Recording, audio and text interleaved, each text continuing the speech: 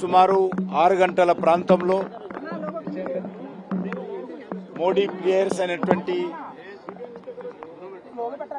ఈ యొక్క ముత్యాల అమ్మేటువంటి దుకాణం ఏదైతున్నదో ఆ షాప్కి సంబంధించినటువంటి కుటుంబము ఆ వెనుక పైన వాళ్ళు నివాసం ఉంటారు. ప్రాథమిక సమాచారం ప్రకారము షార్ట్ సర్క్యూట్తో ఈ ప్రమాదం జరిగినట్టు మరి పోలీస్ అధికారులు కానీ ఫైర్ డిపార్ట్మెంట్ కానీ వాళ్ళు అంచనా వేస్తున్నారు. ఇంకా చాలా పెద్ద ప్రమాదం ఇది. కానీ ఫైర్ డిపార్ట్మెంట్కి సంబంధించి కొంత రిలీఫ్ యాక్టివిటీలో ఆలస్యం జరిగింది. ఫైర్ డిపార్ట్మెంట్కి సంబంధించినటువంటి వాళ్లకు ఆక్సిజన్కి సంబంధించినటువంటి ఎక్విప్మెంట్స్ లేకున్నాయి. దాని కారణంగా వెంటనే వాళ్ళు లోపలికి వెళ్ళలేకపోయారు.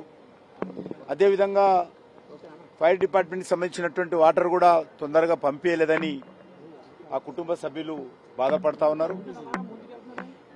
ఏదైనప్పటికీ కూడా చాలా పెద్ద ప్రమాదము. ఈ రకమైనటువంటి ప్రమాదాలు జరగకుండా చూడాల్సినటువంటి అవసరం ఉంది. గతంలో కూడా మనము హైదరాబాద్ నగరంలో అనేక ప్రమాదాలు చూస్తూ ఉన్నాము.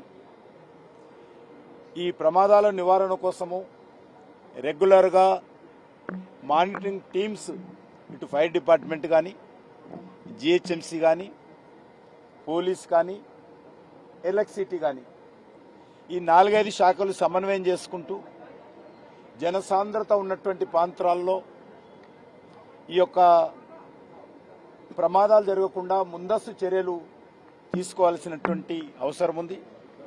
ఇదేదో రాజకీయపరమైనటువంటి అంశం కాదు. ఎవరిని విమర్శించాల్సినటువంటి పద్ధతి కూడా మంచిది కాదు. అందరము కలిసి ఈ రకమైనటువంటి ప్రమాదాలు జరగకుండా చూడాలి. ఈరోజు చాలా పసిపిల్లలు కూడా ఇందులో చనిపోవడం జరిగింది. షాపు సంబంధించినటువంటి ఓనర్ కూడా ఇందులో సిక్కై ప్రమాదానికి ఎదురయ్యాడు. చాలా మంది కుటుంబ సభ్యులు ప్రమాదం జరిగిన తర్వాత దూర ప్రాంతాల్లో ఉన్నటువంటి వాళ్ళు కూడా వాళ్ళు చేరుకున్నారు, కానీ రిలీఫ్ యాక్టివిటీ అప్పటికింకా ప్రారంభం కాలేదు.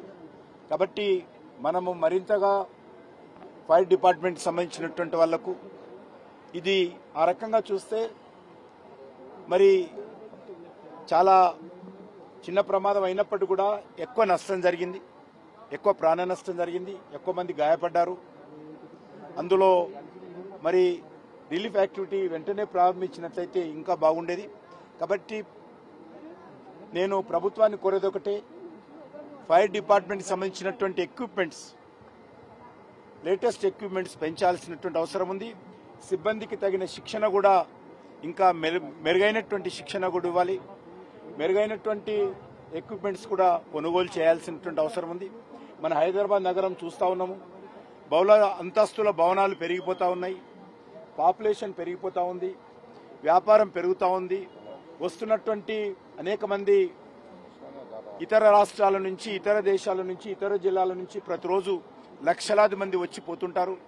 కాబట్టి హైదరాబాద్ ఒక అభివృద్ధి చెందుతున్నటువంటి నగరము. ఈ రకమైనటువంటి ప్రమాదాలు జరిగే అవకాశం ఉన్నందున ఈ యొక్క ఫైర్ డిపార్ట్మెంట్కి సంబంధించినటువంటి టెక్నాలజీ కానీ మరి మెరుగుపరుచుకోవాల్సినటువంటి అవసరం ఉంది.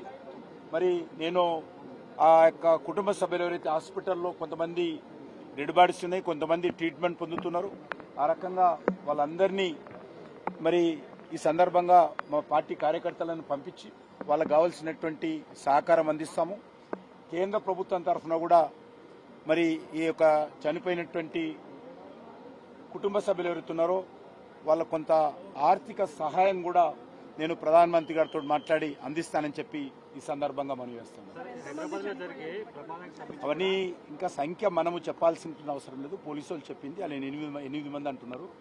కాబట్టి అదంతా కూడా ఎంతమంది చనిపోయారు, ఎంతమంది గాయపడ్డారు అనేది అది పోలీస్ డిపార్ట్మెంట్ బయట పెడితే బాగుంటుంది. సార్, చిన్న చిన్న గదులు ఉన్నాయి, లోపలికి వెళ్లాలంటే కొంతవరకు రిస్క్ గానే ఉంటుంది. అందుకే బయటి ప్రాంతాల నుంచి షాప్ పక్క నుంచి వాళ్ళు గోడ మరి పగులగొట్టి అక్కడి నుంచి వెళ్లి కూడా రిలీఫ్ యాక్టివిటీ చేశారు.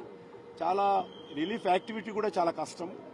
ఆక్సిజన్ పూర్తి స్థాయిలో స్మోక్తో నిండిపోవడంతో మరి వెంటనే రిలీఫ్ యాక్టివిటీ చేయడంలో కూడా మరి సిబ్బందికి ఇబ్బంది అయింది.